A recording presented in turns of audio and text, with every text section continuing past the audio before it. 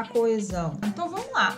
A conexão entre as partes do texto, que é justamente a coesão, essa retomada ela pode ser feita de duas grandes formas. Primeiro, a gente tem a coesão por remissão, tá? A gente tem a coesão por remissão. E segundo, a gente tem a coesão por sequenciação. A coesão por remissão a gente chama de coesão referencial. É quando você tem uma ideia, uma palavra que está em alguma parte do texto e essa ideia ou essa palavra é retomada. Aí a gente tem a coesão por remissão. Por sequenciação é quando a gente tem essa coesão que joga o texto para frente. É quando a gente tem uma ideia, uma nova ideia é adicionada, tá? Isso é coesão por sequenciação. E existem alguns conectores e algumas formas de fazer essa coesão por sequenciação, tá? Lembrando o seguinte, quando a gente está falando de coesão aqui, ó, coesão por remissão, a gente tem aquela ideia de anáfora e catáfora, tá? Anáfora e catáfora. Então vamos relembrar aqui. O que a gente tem aqui de anáfora e catáfora? Por exemplo, pronomes demonstrativos. Pronomes demonstrativos. O pronome esse, ele retoma o que está antes.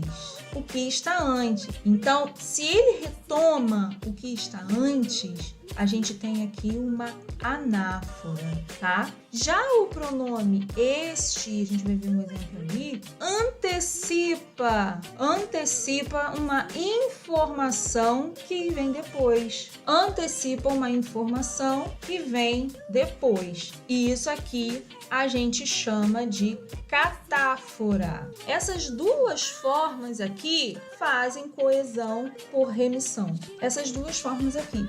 Coesão por remissão, tá? Então, olha só os exemplos. Vamos aqui às frases. Comprei 2 livros. A gente tem o verbo aqui e temos esse objeto. Esse objeto, ele vai aparecer de novo na frase seguinte, só que retomado de uma forma diferente, porque a gente tem aqui um pronome oblíquo, tá? Funcionando como o quê?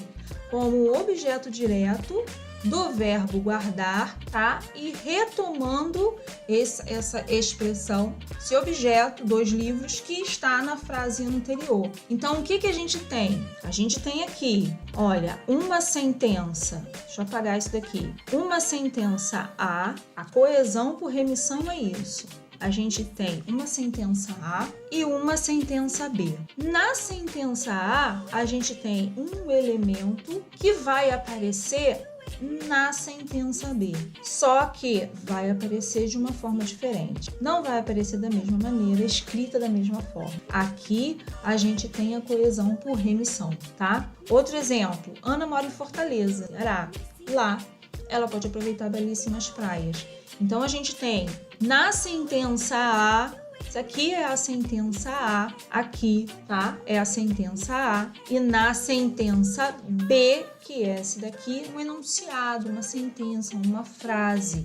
A gente tem uma palavra que retoma o que está lá na sentença A. Então, aqui a gente viu uma coesão por remissão, mas aqui a gente tem um pronome.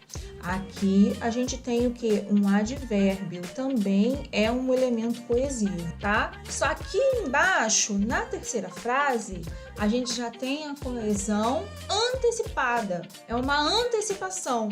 É o pronome isto que vai antecipar a informação que está depois. Isto que me deixa em paz. Beleza? Aqui a gente tem a catáfora. Aqui a gente tem a catáfora. Nessa frase de baixo aqui, a gente já tem aquela coesão, mas com um conector lógico, tá? Esse conector lógico, olha, tô mostrando diferentes tipos de coesão. Então, a gente viu, ó, pronome, aqui em cima é pronome, né? Pronome demonstrativo. Pronome demonstrativo, que também faz coesão. Lá na primeira frase, a gente tem um pronome oblíquo. Então, veja o seguinte, pronomes oblíquos, advérbios, Pronomes demonstrativos. Aqui a gente tem o quê? Uma conjunção subordinativa, conjunção subordinativa comparativa. Conjunção subordinativa comparativa. Então, essa tal de felicidade anda por aí, disfarçada. Como? De que modo? Como uma criança traquina brincando de esconde-esconde. Então, as conjunções também são elementos coesivos. Outra conjunção quando, que na sentença B adiciona uma ideia de tempo à sentença A. Então, conjunção subordinativa temporal. Vários tipos aqui de tipos diferentes de se fazer coesão.